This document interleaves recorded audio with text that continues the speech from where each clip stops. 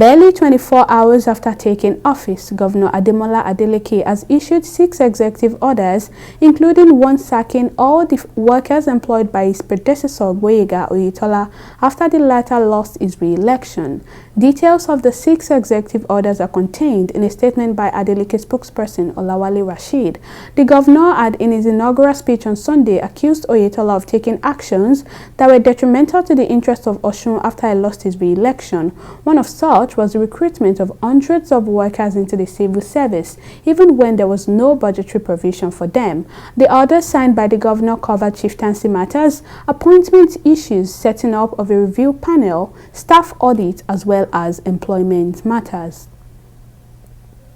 Anyways, to speak more on the issue, political affairs analyst Adewale Ajadi joins me now. Thank you so much for joining me on the news. Let me start by asking, although the governor has come out to say he did not sack anyone, but set up a committee to review appointments and decisions by the former governor, some have said the governor's decision and speed may just be a vendetta and not in the interest of the people. Would you agree with this? Well, good evening. I wouldn't automatically agree in the sense that if what he has done is to set up a panel to properly review, that would be the appropriate thing.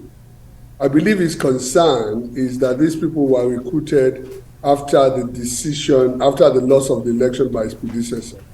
That would be possibly a reasonable thing to do. Although bear in mind, these 12,000 workers are actually citizens of Osun State. Right. And them not having income is also detrimental to Osun State in a different way.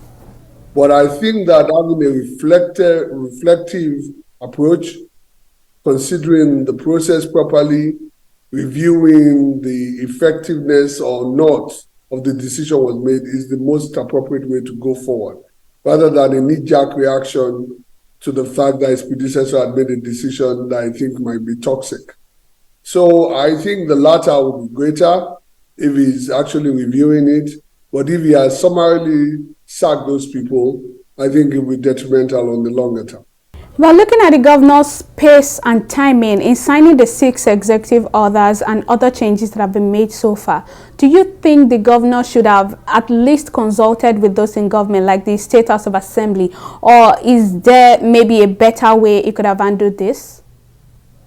I think certainly because the House of Assembly is probably APC, and that him doing this unilaterally would get their backs up and create a conflict in the future. You know, in these kinds of cases, it is better to act with wisdom rather than just react with outrage. And I think that he should have consulted really before making the decision. But if he said, as you indicated, that this is going to go through a process, then the more he uses the process, the more likely he is to reduce a potential conflict going forward with the State House of Assembly. It is incumbent upon him to think beyond just the political calculations of his own supporters and think on the longer-term benefits of the citizens of Osun State. Right, Adewale Ajadi, political affairs analyst, thank you so much for joining us on the news and for your contributions.